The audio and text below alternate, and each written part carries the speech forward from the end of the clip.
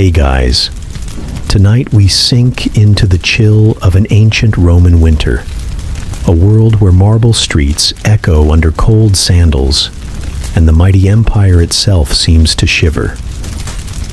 You may imagine Rome as sun-drenched piazzas, olives gleaming, and togas flowing loosely in Mediterranean heat. But tonight you'll see a side of the empire that's colder, harsher, and just a little miserable. And spoiler alert, you probably won't survive this. Not because you'd be taken out by some gladiator, but because the moment the frost nips at your toes and you realize there's no central heating, no electric blanket, and no steaming latte waiting around the corner, yeah, you're done for. So, before you get comfortable, take a moment to like the video and subscribe, but only if you genuinely enjoy what I do here. And hey, comment your location and the local time right now, so I know exactly where in the world you're listening from. Now dim the lights, maybe turn on a fan for that soft background hum, and let's ease into tonight's journey together. The wind cuts through Rome tonight, and you're walking down the stone streets, sandals scraping against slabs that hold on to cold like a jealous miser. The city is quieter than usual. Smoke curls from braziers, and shutters bang lightly in the evening gusts. Your breath fogs in front of you. You never thought of Rome as a place where you'd see your breath, but here it is, white and fleeting, a ghost of warmth. The idea that Italy is always sunny is a modern trick of the mind.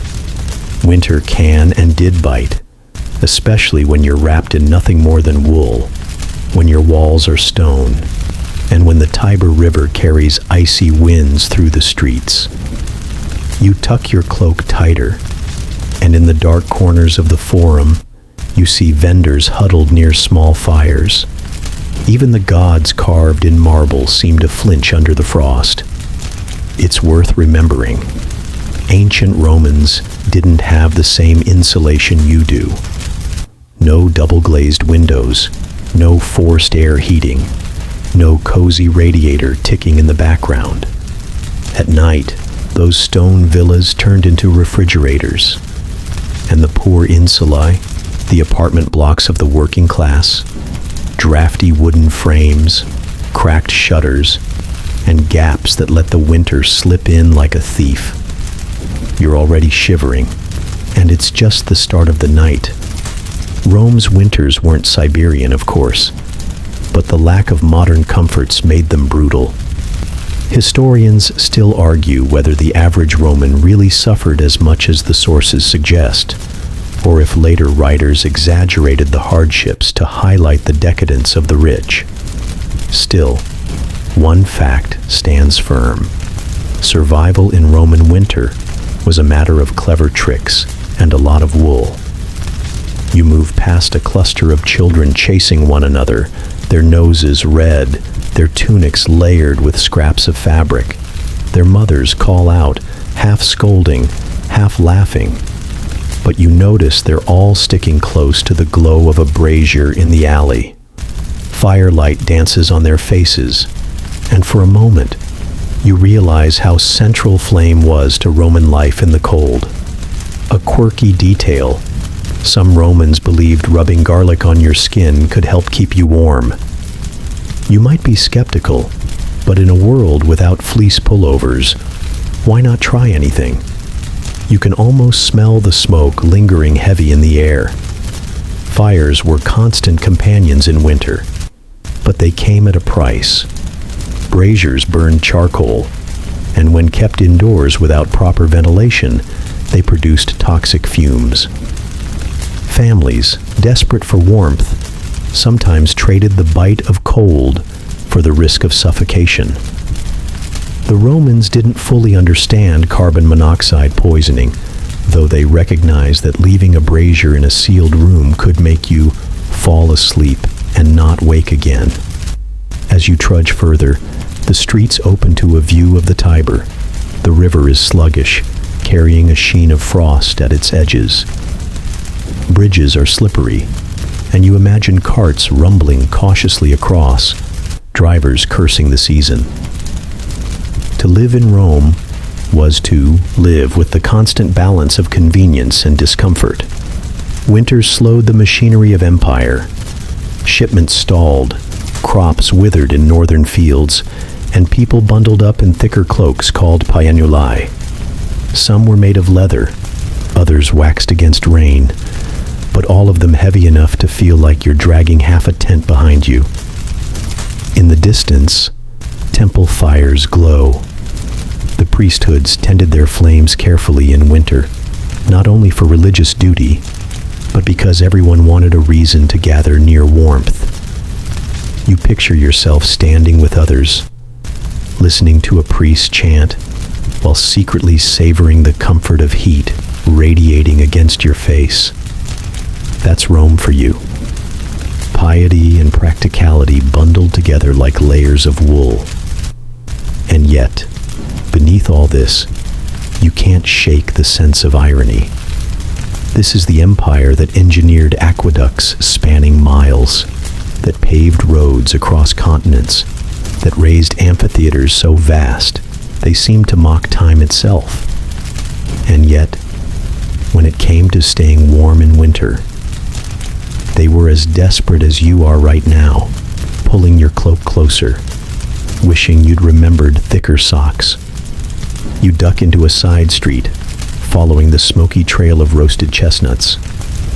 A vendor has braced himself against the cold, hands warmed by the crackling pan. You buy a handful, the shells hot enough to sting, and suddenly the world feels a little less cruel. Food, as always, softens the blow of winter. The chestnuts crack, steam rising, a small comfort in the great chill. For a moment, you let yourself believe you could survive this. Then a gust of wind slices through your cloak and reminds you, no, you'd probably quit by tomorrow morning. But you're here, wandering still, letting the cold settle into your bones, tracing the life of people who lived this way every single year. And as the night deepens, you know the story has only just begun. You pull the cloak around your shoulders and realize that in Rome, warmth often came down to fabric. Clothes were armor against winter, though not the polished bronze kind. This was the soft, scratchy defense of wool. You feel it itch against your skin, heavy yet strangely comforting. Romans layered tunics, undershirts, and the famous toga, but in the cold, they turned to the pennula cloak, a thick woolen poncho-like garment. Imagine trudging through the Forum in one, its folds weighing you down, the fabric stiff when damp.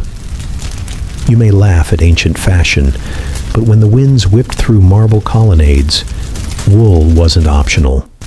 It was survival. You tug at your sleeve and notice how uneven the weave looks. That's because not all wool was created equal. The rich could afford finer cloth, dyed with colors that spoke of wealth, deep purple if you were very powerful, earthy reds and greens if you were just trying to show off. For ordinary people, though, the wool was coarse, often scratchy, and naturally colored. A peasant child might be wrapped in hand-me-down scraps, stitched into a patchwork tunic. Historians still argue whether wool or linen was more common in colder months, but the evidence leans toward wool for its warmth, even if it smelled faintly of sheep every time the air grew damp. Now you pull your hood tighter.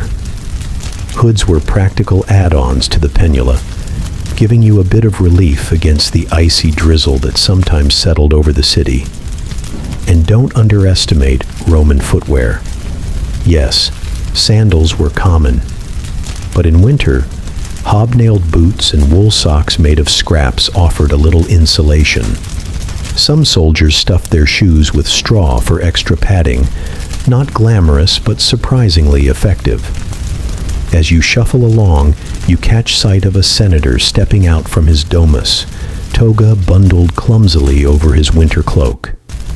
The toga was ceremonial, yes, but when the weather turned, even the elite preferred layers underneath. Imagine draping 6 meters of wool around yourself, elegant in theory, but when frost clung to the fabric, more like dragging a frozen carpet. One quirky tidbit: Romans sometimes lined their cloaks with fur, usually from goats or rabbits. You'd look quite fashionable with fur trim, though animal rights activists in modern times would shake their heads. In Rome, warmth trumped morality. Survival didn't leave much room for sentiment. You catch a group of children chasing each other, cloaks flapping, scarves wrapped clumsily around their heads. Scarves were less common, but strips of cloth tied over ears and mouths helped break the wind. Imagine being one of them. Tiny sandals splashing through icy puddles, shivering but laughing because at least everyone else was shivering too. Some writers from antiquity even joked about the sheer volume of clothing Romans piled on in the cold. There's a story about senators looking more like bundled haystacks than statesmen during a particularly frosty year. Historians still debate whether that was exaggeration or satire, but it paints a picture. Winter turned even Rome's proudest into walking heaps of wool. And you, yes, you, are no different. You've layered every scrap you can find, but the chill still nips at your fingers. You hold your hands out, rubbing them together, wishing for gloves. Did the Romans have gloves? Yes, but mostly for riders and workers. They were stitched from leather, clumsy but practical. Some upper-class Romans imported finer ones, soft to the touch, more a fashion statement than survival gear. You're not so lucky tonight. The thing is, fabric wasn't just about warmth. Clothes declared status, even in winter. A laborer in patched wool looked different from a patrician in neatly dyed layers. It's not just the frost you feel biting. It's the cold truth of class difference. Survival looked softer when you could afford furs and extra fabric. For the rest, winter was another reminder that poverty left no insulation. Still, you keep walking, cloaked and bundled, blending into the hum of life around you. Every face is half hidden, every figure puffed up with fabric, every laugh muffled in wool. The city has transformed into a parade of cloaks and hoods, like a chorus line of shivering shadows under the torchlight. And as the night deepens, you realize clothes may not save you entirely, but without them, you'd be nothing but a cautionary tale whispered about in the baths. Remember that poor soul who thought a toga alone could outlast a Roman winter? The streets grow darker, and as you round a corner, the smell of smoke greets you before the light does. Fires, that's where warmth truly gathers. You notice a family hunched around a small brazier, its red glow throwing long shadows against the plastered walls. The father feeds the coals carefully, almost ritualistically, because wood and charcoal are not endless luxuries. In Rome, heat was a commodity, and every ember mattered. You crouch closer, feeling the warmth lick your frozen fingers. Braziers were the hearths of the common Roman home, portable baskets or metal stands filled with charcoal. Unlike a roaring fireplace you might imagine in some medieval hall, these were modest, glowing boxes of heat, often smoky, often temperamental. The air tastes faintly bitter, and you understand why. Without proper chimneys, much of the smoke stayed inside, weaving through households and stinging eyes.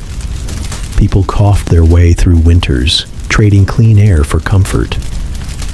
Historians still argue whether Romans fully grasped the dangers of smoke inhalation, or if they simply accepted it as one more unpleasant fact of winter.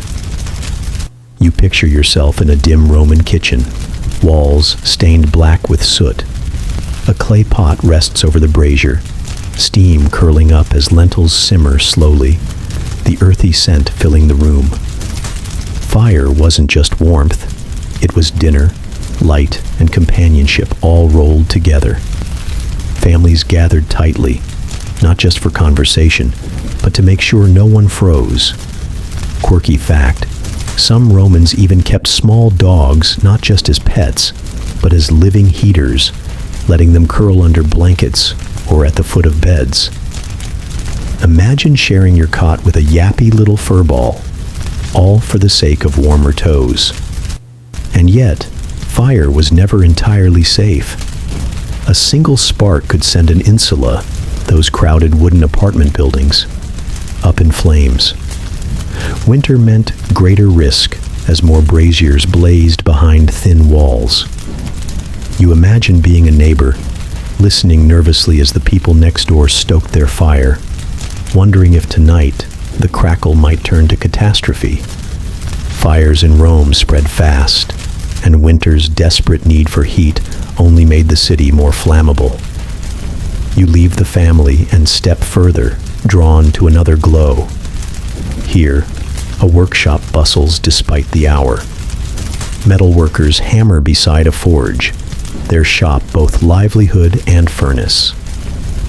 The smiths may not admit it, but winter was good business.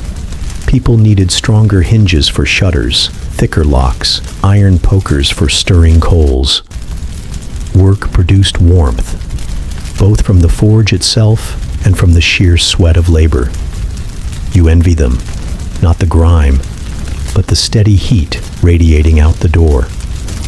Some homes of wealthier Romans, of course, had built-in hearths. They could afford proper fireplaces or ovens that doubled as heating. Marble courtyards might stay frigid, but at least their dining rooms glowed with steady flame. In those circles, fire became aesthetic as much as survival. Guests reclining at a banquet, sipping warm spiced wine, pretending the crackle of wood was just another decoration. Meanwhile, you shuffle back onto the street, pulling your cloak closer, wishing you had a coal brazier of your own. The poor often scavenged wood from wherever they could, broken furniture, scraps, or driftwood from the Tiber. That bitter smoke you tasted earlier likely came from burning whatever was at hand, even refuse. One writer once joked that Rome's winter smelled like half-cooked suppers and damp trash fires. A strange detail, but vivid when you take another breath of smoky air. And then there's the bathhouse smoke you notice curling into the sky, far more substantial than household fires. You'll head there soon, but for now, you pause and let yourself reflect. Rome might have conquered the world, but its people still bowed to the same basic need you feel now. The need to huddle around flame, eyes half shut, muscles loosening in the glow. Without fire, no cloak, no blanket, no layers of wool could save you. So you linger, soaking up every spark, every ember, every breath of heat, before you force yourself back into the icy streets. Already your fingertips tingle, reminding you that warmth in this city was never a guarantee, just a flicker against the cold night. The smoke from the bathhouse curls high above the rooftops, carrying with it the promise of warmth that goes far beyond a brazier. You follow it, weaving through narrow alleys until the great arched entrance looms before you. Inside, light spills from flickering torches, and the air carries that unmistakable mix of wet stone, steam, and perfumed oil. If the streets are a battlefield against the cold, the baths are the safe haven, the glowing heart where Romans come to thaw. You step inside, peeling back your cloak, the damp chill clinging stubbornly to your shoulders. The baths are alive. Laughter echoes, splashes punctuate the hum of conversation, and the tiled floors are slick with condensation. This isn't just hygiene.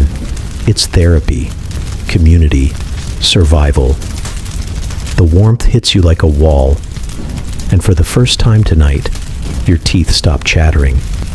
You start in the apoditarium, the changing room, where men and women in separate sections strip down, their cloaks and tunics folded into niches in the wall. Attendants bustle about, rubbing oils into shoulders, massaging cold, stiff muscles. You hesitate at first, but soon enough the thought of slipping into steaming water erases your modesty. The tepidarium beckons, the warm room, a chamber with heated floors and air so moist your lungs drink it in. Here, you finally relax. Romans knew the value of gradual heat. Plunge too quickly, and the shock might do more harm than good. So you sit, leaning against the tiled wall, letting warmth seep slowly into your bones. It's easy to imagine why people lingered here for hours, chatting, debating politics, or just dozing half asleep. Historians still argue whether the bathhouses functioned more like spas, gyms, or social clubs. The truth is probably all three. From here, you drift toward the caldarium, the hot room. This is where the real magic happens.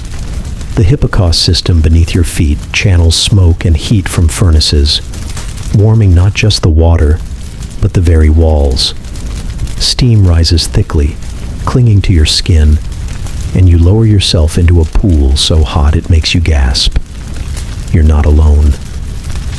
Around you, men sit shoulder to shoulder, their conversation a lazy murmur. One tells a joke about senators sweating more here than in the Senate itself. Another sighs with pure relief, stretching out his arms like a satisfied cat. The quirky part. Some Romans treated the bathhouse almost like a winter office. Merchants negotiated deals between soaks, lawyers whispered strategies in steamy corners, and poets recited verses while half submerged. Imagine your modern office meeting, but everyone's wrapped in towels, dripping water, trying not to slip on marble tiles. Somehow, though, it worked. The baths weren't free of criticism. Stoic philosophers complained that they softened men, that the luxury of constant warmth made people weak. One grumbled about noisy bathhouses ruining his peace, the splashing, the shouting, the clatter of oil jars against stone. And yet, the crowds never stopped coming. Why? Because for the average Roman, this was the closest thing to central heating. Without bathhouses, the poor might never know real warmth all winter. You leave the hot room glowing, skin flushed, lungs filled with steam. The air outside the chamber feels cold again, but not cruel. Your body carries its own heat now. Some Romans braved the frigidarium, the cold plunge pool, claiming it strengthened the spirit. You, on the other hand, are not so brave. You dip a toe, shiver violently, and retreat, deciding that spiritual fortitude isn't worth catching pneumonia. Instead, you follow a group to the palestra, the exercise yard. Even in winter, people wrestle, throw balls, and stretch, their breath fogging in the cold air. Heat isn't just from fire and water. Movement keeps the body alive. You try a few stretches yourself, though clumsy compared to the trained athletes. For them, sweating under winter skies was a badge of vitality. By the time you redress, slipping back into your heavy cloak, you almost feel ready for the outside world again. The warmth clings to you, a temporary shield, though you know it will fade quickly once you step into the open streets. Still, for an hour, maybe two, the bathhouse has given you the gift of forgetting winter altogether, and so you push open the heavy doors, a gust of icy wind rushing in to remind you that the city outside still waits, shivering, coughing, bundled in wool. But now you walk lighter, body humming with warmth, carrying the memory of steam and firelight. as armor against the night. The heat from the bathhouse still lingers as you step back into the cold night, but you know it won't last. You draw your cloak tighter and begin to notice the larger villas perched on Rome's hillsides. Their windows gleam faintly, not with candlelight alone, but with something deeper. A steady glow radiating from within. That's the warmth of wealth, and tonight you get to peek inside. You cross a threshold into a patrician's home, a domus sprawling with marble columns and mosaic floors. At first glance, it feels no different than any other Roman house, just bigger and more extravagant. But then your feet touch the floor, and you notice it. Warmth rising from beneath the tiles. The hypocaust system hums invisibly, a hidden furnace channeling hot air under the floors and up through hollow walls. For the rich, winter wasn't just endured, it was engineered away. You wander barefoot across the mosaic floor, warmth soaking into your soles. Imagine being a senator reclining on a couch, sipping mulled wine, barely aware of the frost outside. The hypocaust wasn't cheap. It required constant fuel, slaves to stoke the fire, and careful maintenance. But when it worked, it turned cold stone into a gentle radiator, transforming luxury into comfort. Historians still argue whether hypocaust systems were common enough to be considered standard among elites, or if they were reserved only for the wealthiest. Either way, standing here, you feel the gulf between classes as wide as the empire itself. Above, the air is warm enough to let silk curtains sway lightly, their folds soft in the flickering lamplight. A child sprawls on the floor with a pet dog, neither shivering nor huddled. In the corner, a servant pours steaming water into a bronze basin. You notice the contrast. The master reclines in luxury, while slaves circulate near the furnace below, sweating as they shovel wood to keep the system alive. Comfort here is built on unseen labor, just as much as on bricks and engineering. A quirky fact slides into your thoughts. Some villas even use the hypocaust to heat private swimming pools. Imagine diving into steaming water while frost clings to the olive trees outside. It sounds decadent, almost modern, like a Roman version of a hot tub party. And yet, the logistics were complex. Fires had to be carefully tended, airflow managed, and smoke vented away. Too much smoke, and the whole villa could fill with choking fumes. The flicker of a lamp highlights a scroll resting on a table. Wealthy Romans didn't just enjoy physical warmth. They wrapped themselves in intellectual warmth too. Poetry, philosophy, stories told while reclining on couches, bellies full, skin warmed by engineering marvels. The poor huddled around smoky braziers. The rich debated Cicero while steam curled through their walls. You lean back, imagining yourself in their place, basking in this manufactured springtime. But not everything was perfect. The hypocaust came with dangers. Floors sometimes cracked from the heat, or worse, collapsed into the furnace chambers below. And with slaves constantly working underground, accidents were inevitable. The very system that made life comfortable for a few could turn deadly if neglected. You picture the sound of a crack echoing through a villa, smoke filling the atrium, panic scattering guests in every direction. Warmth was a privilege, but it was never entirely safe. As you wander further through the domus, you notice braziers still in use, scattered in corners of colder rooms. Even the hypocaust couldn't heat everything, and Romans weren't above layering solutions. Wool, cloaks, blankets, fire, and technology. Survival was never left to a single trick. That mosaic of methods is what kept them alive when the winds blew sharp from the Apennines.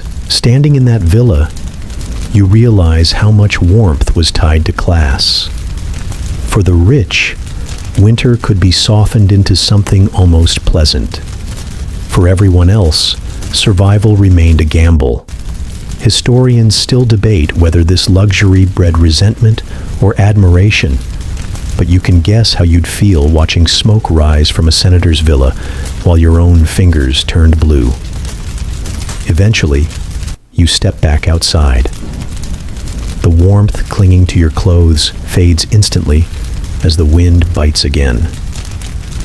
The glow of the villa is behind you now, a reminder that luxury in Rome was real but rare, and you're left once more in the streets, where most people lived, and where warmth meant something humbler than engineering miracles. The streets tug you back toward the hum of daily life, and the warmth of patrician villas feels like a dream already fading. Your sandals slap against damp stone, carrying you into the heart of the city where commerce refuses to rest, even in the chill. Here lies the Forum and its surrounding markets, buzzing with vendors stubbornly braving the winter air. You catch sight of them before you hear them. Cloaks wrapped tight, noses red, hands tucked into sleeves. Their breath fogs in the air as they shuffle goods across rickety tables. A fishmonger fans away frost from his catch, the smell sharp against the cold breeze. A vegetable seller stamps her feet, muttering about numb toes, while shouting prices that nobody quite believes. The city, even frozen, refuses silence. You stop at a bread stall. The baker's face is dusted not only with flour, but with frost. His loaves steam faintly, pulled straight from the oven that also doubles as his heater. You buy one and hold it against your chest, letting the warmth soak into your ribs before tearing into the crust. It's chewy, rough, but in the winter air, it tastes divine. Food was survival, yes, but also an improvised hand warmer. A detail rarely mentioned, though you can imagine how many Romans hugged hot bread before eating it. The market is a study in resilience. Fires burn in makeshift braziers, vendors huddling as much to warm their wares as themselves. Some display amphorae of wine, covers dusted with frost, waiting to be mulled with spices. A butcher, knife flashing in the dim light, slaps cuts of meat onto his block, the red sharp against the pale chill. Shoppers haggle, shivering but determined, coin purses jingling with urgency. Historians still argue whether markets truly slowed in winter or whether necessity kept them alive all year. Looking around, you'd bet on the latter. Bellies growl no matter the season. One quirky tidbit floats through your thoughts. Vendors sometimes roasted chestnuts or chickpeas not only to sell as snacks, but to keep their hands warm. Imagine holding a small cone of roasted chickpeas, fingers toasting while you pop them into your mouth one by one. It's practical and delicious, the kind of multitasking survival trick that makes you smile even as the wind bites harder. As you wander deeper, the Forum itself looms, its grand columns dusted with faint frost. Senators hurry past, their cloaks drawn up, grumbling about early meetings. Scribes rub their stiff fingers together before scratching out decrees. Even here in the empire's polished heart, you see the cold asserting itself, humbling stone and marble alike. A child tugs on your cloak, holding out a handful of half-frozen figs for sale. You hesitate. Figs in winter aren't the lush fruit of summer. These are shriveled, chewy, but still precious. Still calories to push through another day. You buy a few, chewing slowly, imagining Roman families doing the same, stretching meager food through long, frigid weeks. Noise swells around you. The hawking cries, the clatter of coins, the hiss of steam from a pot of mulled wine. It's chaotic, lively, and yet every face you pass is flushed with cold. Rome didn't stop in winter. It just bundled itself tighter and powered through. That tenacity is the true warmth you feel here. Not from fires, not from cloaks, but from the pulse of a city that refuses to freeze. And still, you shiver. The bread is gone, the warmth fading from your fingers. You watch a vendor cup his hands over a brazier, staring into the embers with longing. You mimic him, stealing a moment of heat before you press on, the market fading behind you. Winter has no mercy, even in the empire's bustling center, and as you leave the forum, you realize there are colder nights ahead still. The market's clamor fades behind you, but the smell of roasted meat and spiced wine clings stubbornly to your cloak. Your stomach growls, and you realize that in winter, food wasn't just pleasure. It was insulation from the inside out. You follow the scent of simmering pots until you find yourself near a small tavern, its doorway glowing with firelight, the promise of hot stews beckoning like a beacon. Inside, the air is thick with smoke and laughter. Clay bowls clatter on rough tables, and the heat from a central brazier makes the room a sanctuary. You slip onto a bench, and soon a steaming dish is set in front of you. Lentils with bits of pork, simple yet hearty. You lift the spoon, steam curling upward, and the warmth spreads from your lips down your chest. Every swallow a tiny shield against the cold outside. Romans didn't always eat lavishly in winter. Grains, beans, and porridge were staples, with dried fruits and salted meats filling the gaps left by scarce fresh produce. Still, cooks got creative.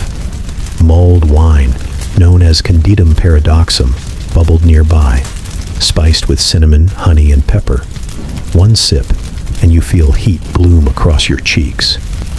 Historians still argue whether these spiced concoctions were common among everyday folk or mostly reserved for the upper classes. But sitting here, the taste feels universal, a human craving for warmth in liquid form. A quirky tidbit drifts into your mind. Some Romans believed eating garlic and onions kept the body warmer during long winters. Soldiers especially swore by them, chomping down cloves before marches. You take a bite of bread slathered with garlicky paste, and whether placebo or not, you feel just a little less frozen. Across the room, a group of travelers pass around a pot of pulse, a kind of porridge made with emmer wheat. It's thick, sticky, and not particularly glamorous. But as you watch them scrape the bowl clean, you can see it's exactly what the body needs. Hot, heavy, and sustaining. The laughter that follows isn't just merriment. It's the sigh of relief that comes when your stomach is full. Your blood warm, and your bones no longer aching from the chill. You notice a boy running between tables, selling roasted chestnuts wrapped in scraps of cloth. People take them eagerly, not just for eating, but for cradling in their palms, the warmth seeping through fingers.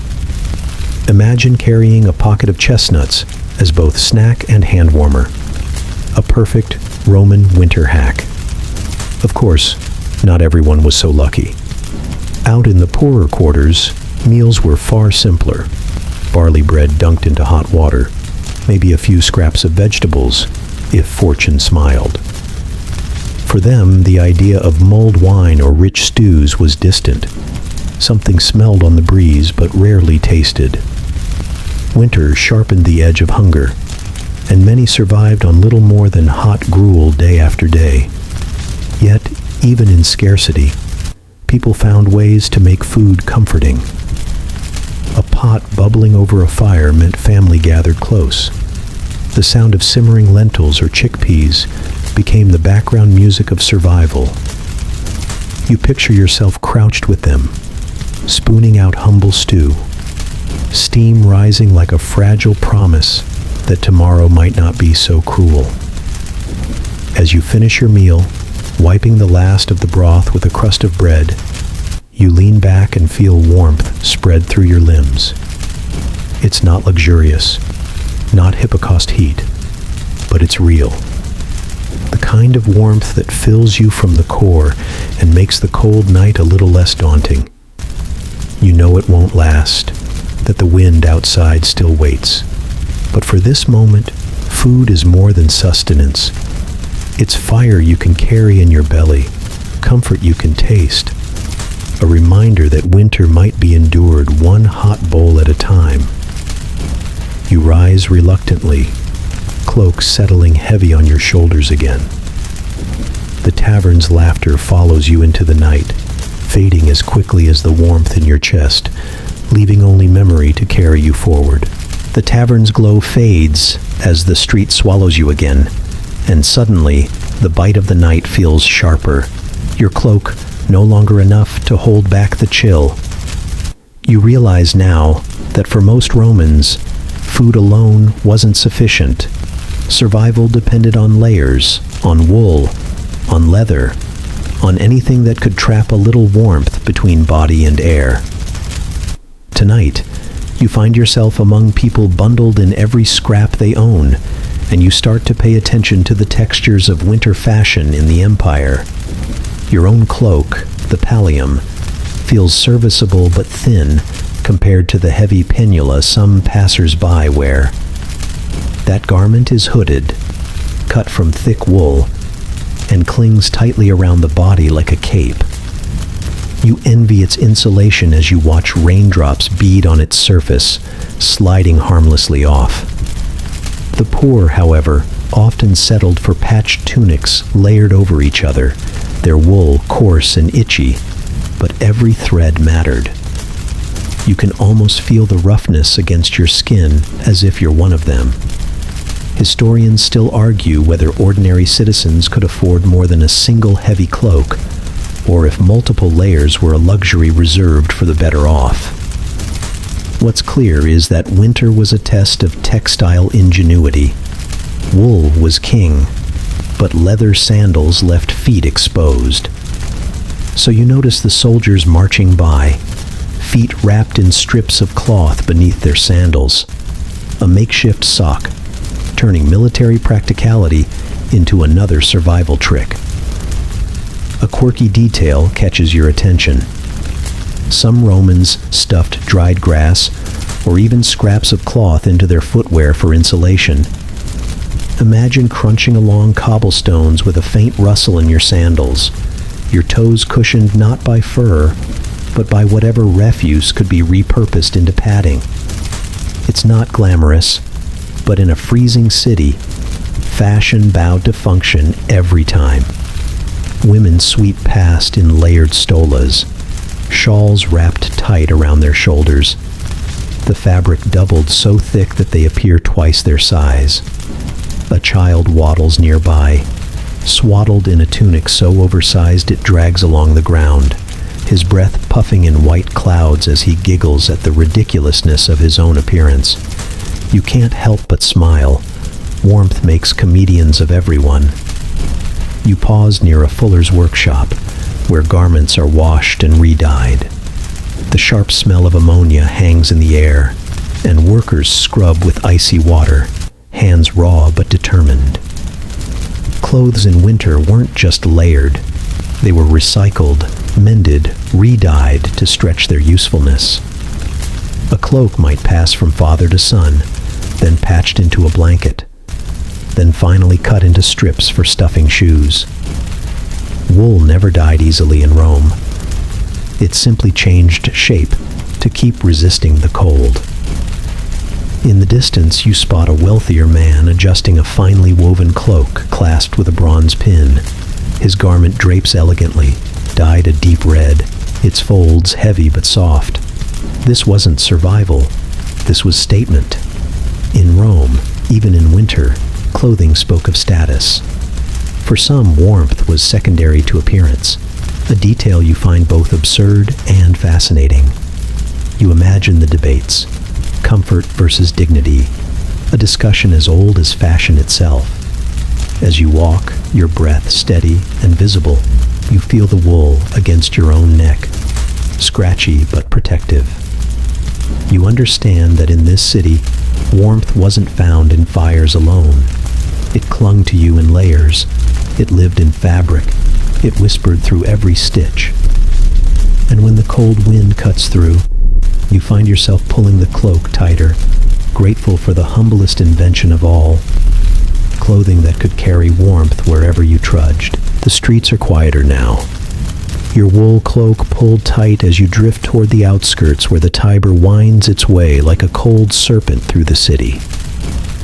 You realize that warmth isn't only a private concern, it's communal, shared in the places where Romans gathered for leisure, ritual, or simple necessity. The most famous of these, of course, are the baths. Steam rises before you even see the entrance. It curls into the night sky, beckoning you with the promise of heated water and rooms warm enough to make you forget the frost clinging to your beard. You step through the doorway, and at once the change hits you. Damp heat washing over your skin, banishing the shivers that haunted you outside. For a moment, you think you might melt into the tiled floor itself.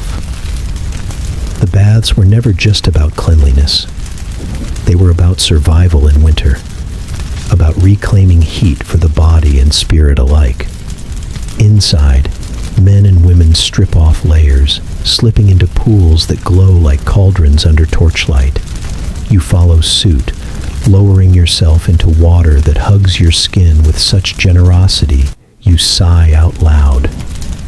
For the poor, the baths were sometimes the only way to get warm, the hippocaust beneath the floors, offering comfort they could never afford at home.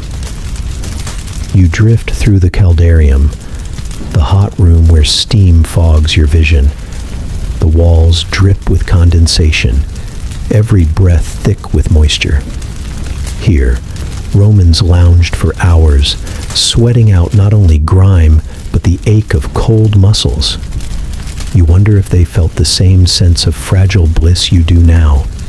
Half drowsy, half euphoric, a warmth so deep you forget winter exists at all. Historians still argue whether the baths were primarily health-driven or social hubs that happened to provide hygiene as a bonus. Sitting here, surrounded by chatter and laughter echoing through mist, you lean toward the latter.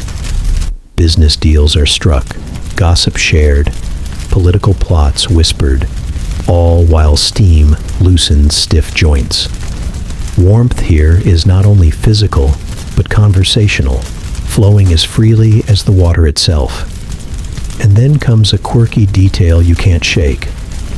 Some Romans carried small flasks of scented oil to rub on themselves before bathing. The oil not only softened the skin, but trapped warmth when scraped off afterward. Imagine standing in the frigid night, oiled and glowing, body retaining heat like a living lantern. You rub a little onto your own forearm, and whether placebo or practical, you swear it keeps the chill from returning too quickly. You move next into the tepidarium, the warm room, where the air isn't quite so overwhelming. You can almost doze here, the hum of low voices lulling you like a lullaby. A brazier glows in the corner, its embers alive, and for a moment you think of the slaves tasked with feeding that fire constantly, shoveling wood into furnaces day and night just to keep Romans comfortable. Warmth, you realize, was always built on unseen labor. Finally, curiosity drags you into the frigidarium, the cold plunge pool. The shock is immediate, like knives against your skin, and yet the Romans swore by it. The ritual of moving from hot to cold was invigorating, almost addictive. You can't help but laugh at the absurdity. After spending so much effort to stay warm, here you are willingly plunging into freezing water. But maybe that's the secret. To endure winter, the Romans didn't just fight the cold. Sometimes they embraced it, tricking their bodies into resilience. When you emerge, Your skin tingles, your blood buzzing with life. You wrap yourself back in your cloak, body steaming against the night. For a little while you carry the baths within you, a portable warmth stitched into your veins. And as you step outside, the city feels less cruel, less sharp. Winter hasn't vanished, but you have stolen enough heat to face it again. One breath at a time, the night deepens, and you find yourself wandering away from the mist of the baths, your skin still tingling with borrowed warmth. But soon the wind snakes down the alleys again, icy and unrelenting, and you remember that warmth in Rome wasn't only found in clothing or in food or in the great baths. It also lived in the hearths. Small, smoky, flickering hearts of fire that kept homes alive through the long dark. You duck into a modest insula, a crowded apartment block where families huddle together on upper floors. The stairwell smells of damp wood and oil smoke, the walls echoing with coughs and the shuffle of bare feet. Inside one cramped room, you see a clay brazier glowing faintly, embers struggling against the drafts that creep through cracks in the walls. A woman stirs it carefully, coaxing every last breath of heat from the dying coals, while her children curl nearby under thin blankets. You crouch down beside them, letting the meager fire lick warmth across your hands, though it is barely enough to numb the ache in your knuckles. Historians still argue whether most Romans relied on these braziers as their primary heat source, or whether wealthier households had more permanent hearths built into walls. What's certain is that for the poor, fire was both salvation and risk. The tiniest spark could send a whole building up in flames. Imagine trying to sleep while the only thing standing between comfort and catastrophe was a glowing pot of coals on the floor. And then comes a curious detail. Some Romans sprinkled pine resin or fragrant herbs onto their braziers, not just for the smell, but for a kind of makeshift air freshener. In the claustrophobic insulae, the smoke masked the odors of too many people living too close together. You lean in and catch a whiff of rosemary mixed with the charcoal. Not luxurious, but strangely soothing, as if the room itself is trying to calm everyone down. You glance toward the corner where a child clutches a small terracotta oil lamp shaped like a bird. Its flame is faint, trembling with each draft, but the glow casts a soft halo across the walls. That little flame isn't heating the room, not really, but you can tell it comforts them the way a nightlight does centuries later. It's a reminder that in darkness, even the smallest fire is a kind of warmth. Across the city, in the villas of the wealthy, hearths blazed far more grandly. Large fireplaces framed in stone, fuel piled high, servants tending the flames so their masters never knew cold. For them, fire was not desperate, but decorative, another canvas for display. Bronze fire dogs shaped like animals propped up logs, their jaws glowing with reflected flame. Yet you can't help but think, heat is heat, whether it licks from a gilded hearth or a chipped clay pot. The poor and the rich shared at least this, the need for flame to ward off the winter night. You stay near the brazier a while longer, listening to the crackle of wood and the faint snores of the family bundled together on the floor. Their bodies are pressed close, not just out of affection, but out of necessity. Warmth multiplies when shared, when cloaks overlap and breaths mingle. You lie down among them, feeling shoulders and elbows against you, and realize this is another kind of fire. Not the blaze of logs, but the quiet furnace of human company. When you finally step back outside, smoke clings to your cloak, following you like a ghost of warmth. The fire is gone, but the memory lingers in your skin, your hair, Romans survived winter night after night, not just with wood and flame, but with each other, pressed together in rooms too small, clinging to embers, inventing little rituals of survival, and hoping the smoke would rise instead of choke. You leave the smoky insula behind and walk along the river's edge, noticing how the Tiber itself seems to exhale a mist that chills the marrow of your bones. It makes you think. Warmth in Rome wasn't only about fighting against the cold. Sometimes it was about movement, about working the body until heat was earned from within. Ahead, you spot a group of laborers unloading sacks of grain at the docks. Even in the dead of night, their muscles gleam with sweat, their breath rising in heavy clouds. They laugh and curse as they hoist sacks onto their backs, every motion turning exertion into its own furnace. You join in, lifting a basket, and within minutes your blood hums, fingers no longer stiff with cold.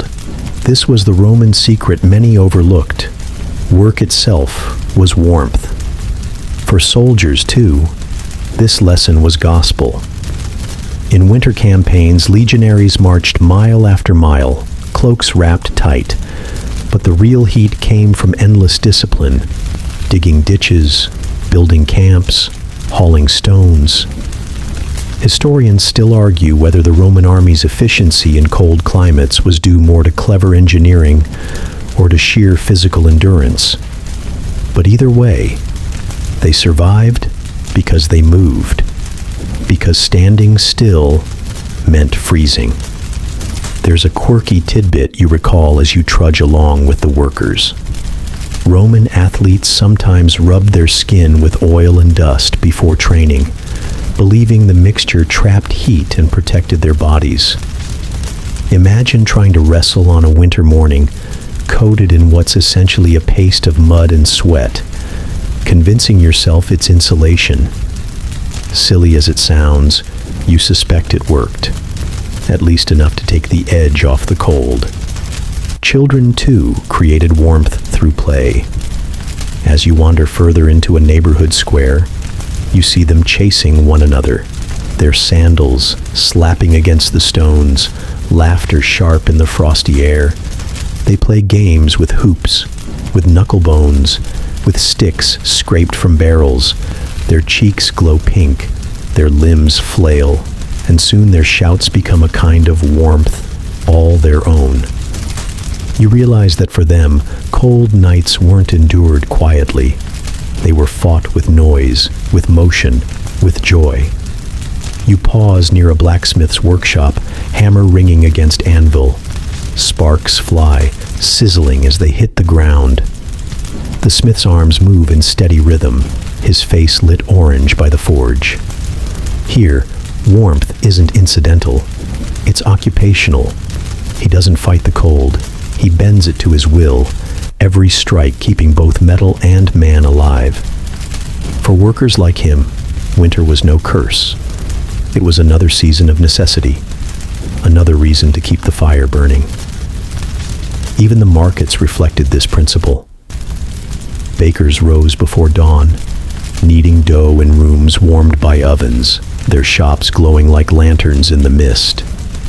You can almost smell the bread now, crust crackling in the heat, each loaf carrying the promise of warmth, not just for the stomach, but for the hands wrapped around it. A fresh loaf becomes a heater as much as a meal. As you walk, your own body hums with the memory of lifting grain, of sharing motion with the workers. You understand now that Rome wasn't a city that lay idle in winter. It pulsed, it labored, it kept itself warm by sheer force of living.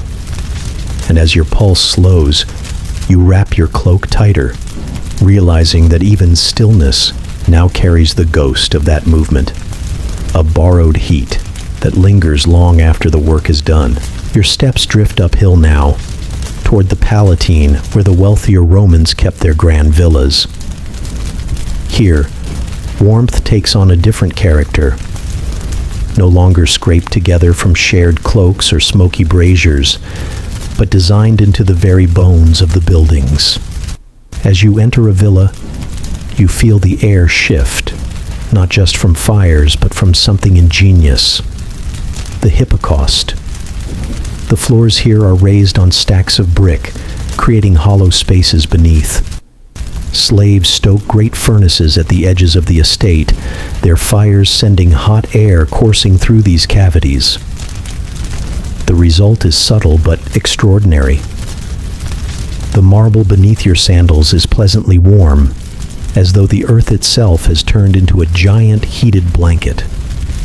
For a moment, you wonder if you've stumbled into some futuristic spa rather than a Roman home from 2 millennia ago. Historians still argue whether hippocausts were more common in private homes or mainly reserved for public spaces like baths. The technology was complex and costly, after all, requiring constant fuel and labor. But in the homes that could afford them, they were revolutionary. You crouch down, pressing your palm to the floor, and it's like touching a stone sun, steady and reassuring in the dead of winter. A quirky detail emerges as you explore further. Some wealthier Romans spread straw mats or rugs over their heated floors, not for insulation, but to trap heat beneath and release it slowly, like a primitive radiator. Imagine stepping barefoot across such surfaces, every stride delivering a wave of comfort. You wiggle your toes against the marble, half jealous, half delighted, and admit you'd happily trade a few coins to keep such flooring under you through the cold months. As you move through the villa, you notice braziers still burning in corners, but here they're not desperate survival tools. They're decorative, filled with polished coals and perfumed woods. The scent of cedar drifts lazily through the atrium, masking the tang of smoke with something richer, almost luxurious.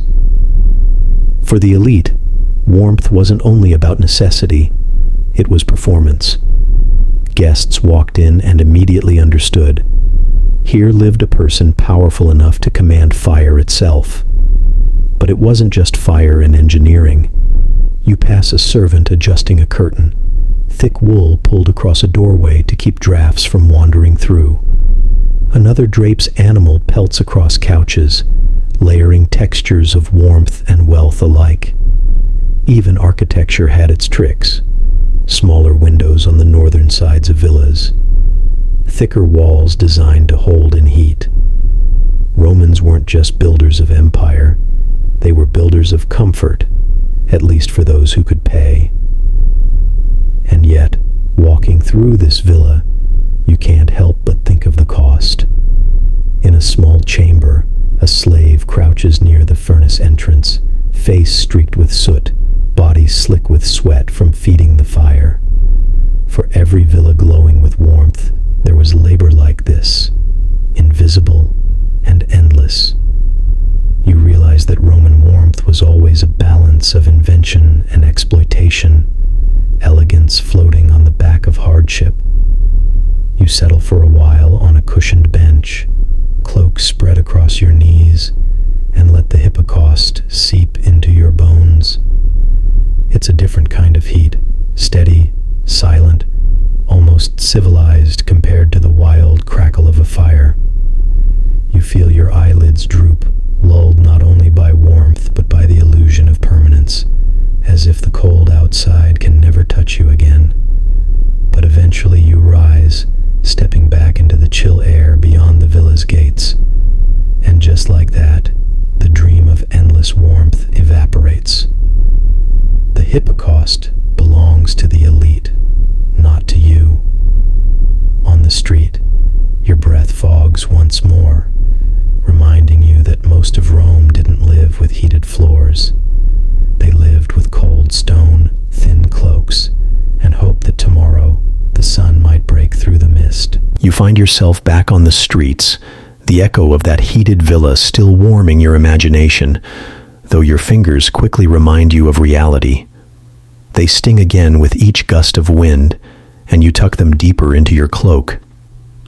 Out here, away from elite comforts, warmth returns to its most human form, community.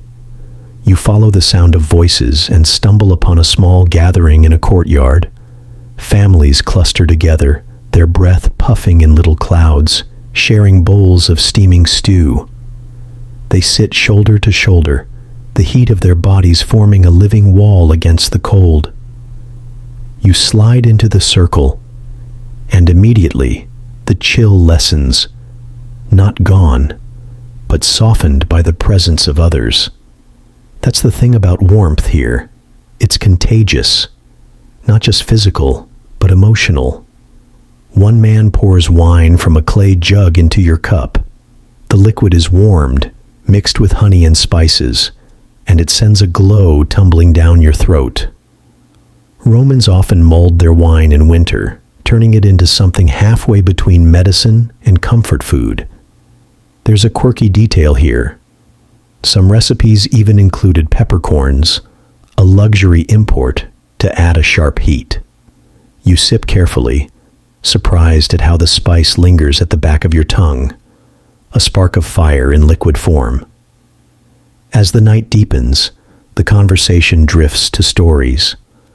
An old woman recounts a myth about Vulcan, the god of fire, who kept his forge burning beneath volcanoes, gifting mortals with flame. Children gather closer, not just to listen, but to share her blanket, each little hand sneaking under the wool. Storytelling itself becomes another form of warmth, the heat of imagination layered over cold stone floors. Historians still argue whether Roman communal dinners or convivia were primarily social rituals or essential survival strategies during harsh seasons. What you see now makes you suspect it was both. Food fills bellies, yes, but laughter and conversation fill the spirit, and somehow that combination burns hotter than a brazier alone.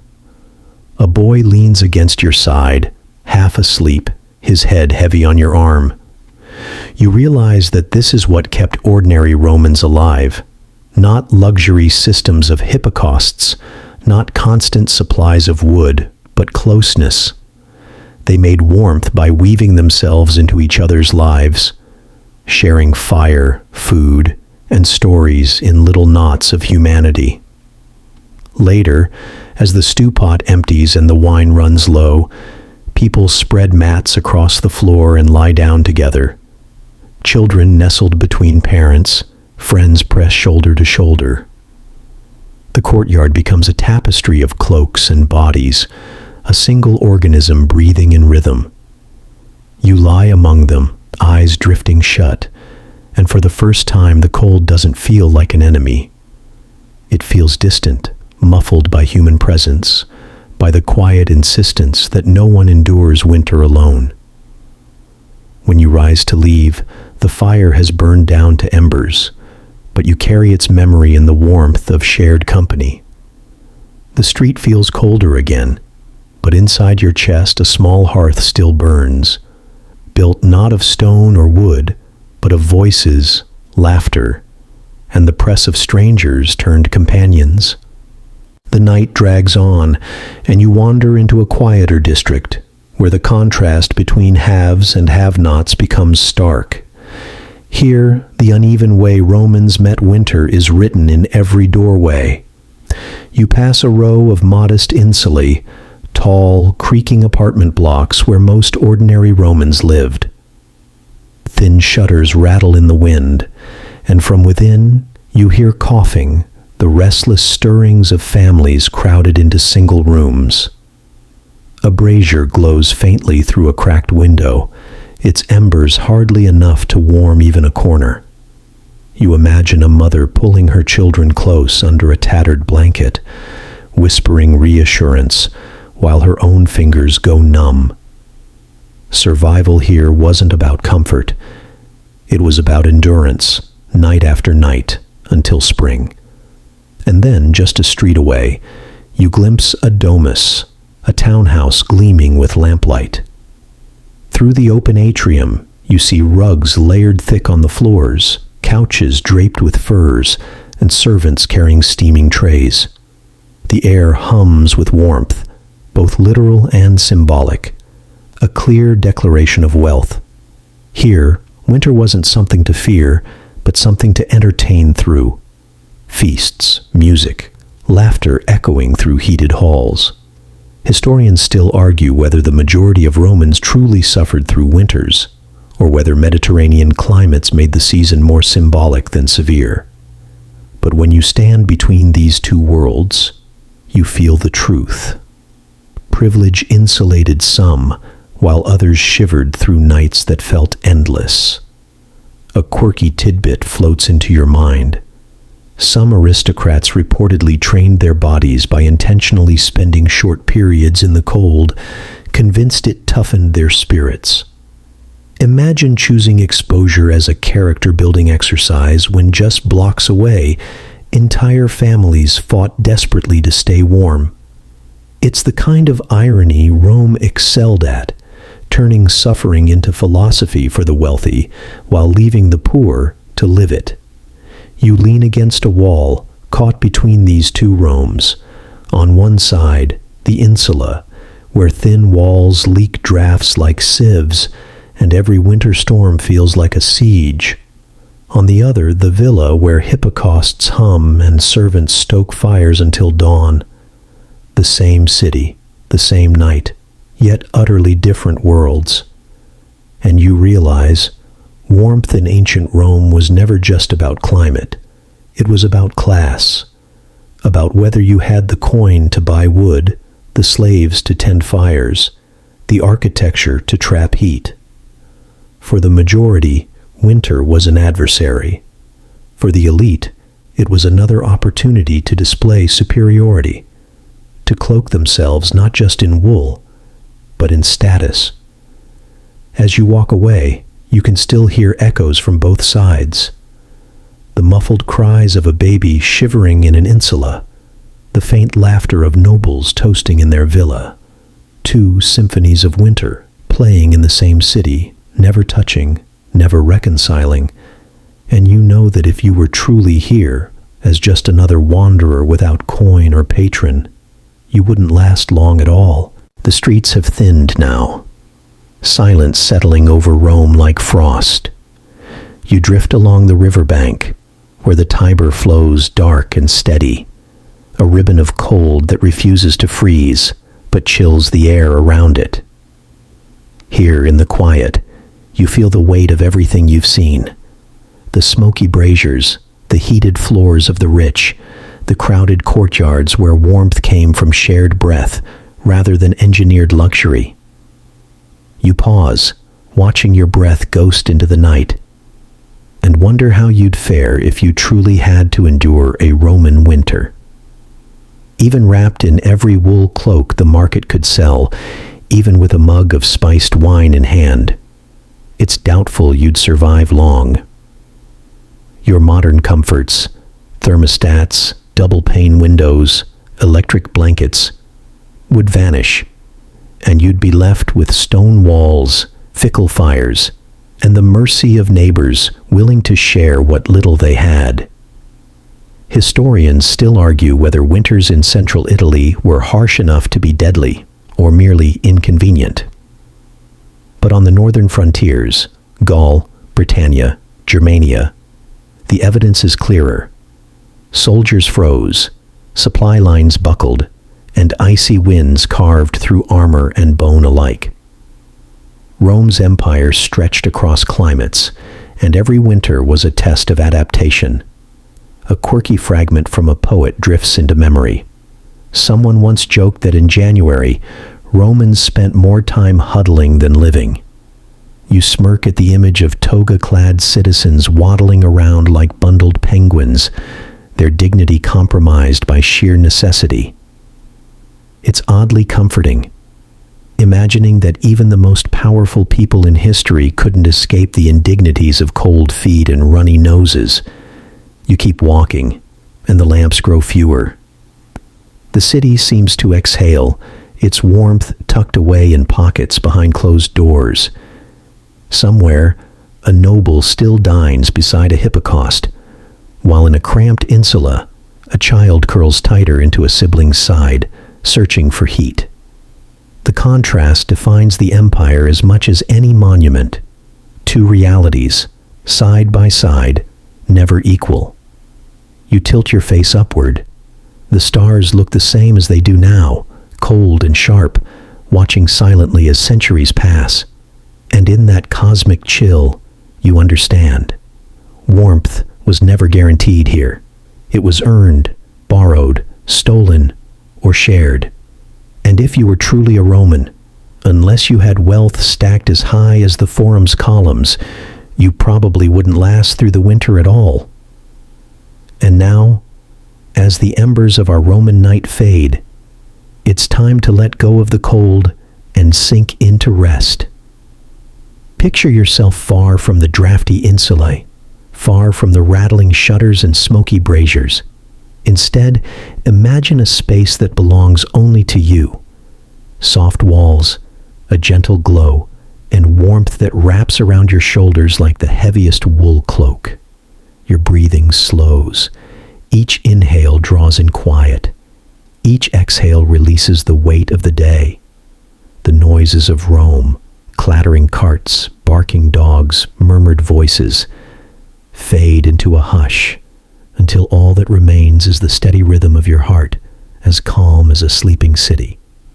The floor beneath you is no longer stone, but something softer, steadier, carrying you without effort. Think of a hippocaust floor, but perfected, heat that never runs out, never needs tending, flowing gently upward to keep you safe.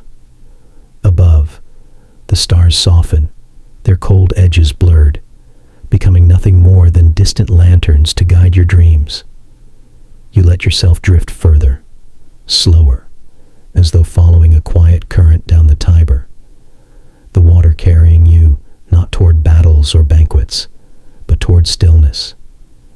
Each ripple becomes lighter, smoother, until you can no longer tell where the river ends and where your rest begins. The Romans may have endured their winters with fire, food, and closeness, but tonight, you endure nothing. Tonight, you release.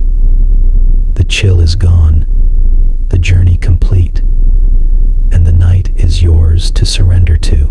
And close your eyes now. Let the warmth you've gathered carry you beyond thought, beyond time. Sleep waits gently, patiently, like an old friend ready to guide you through the quiet hours. Sweet dreams.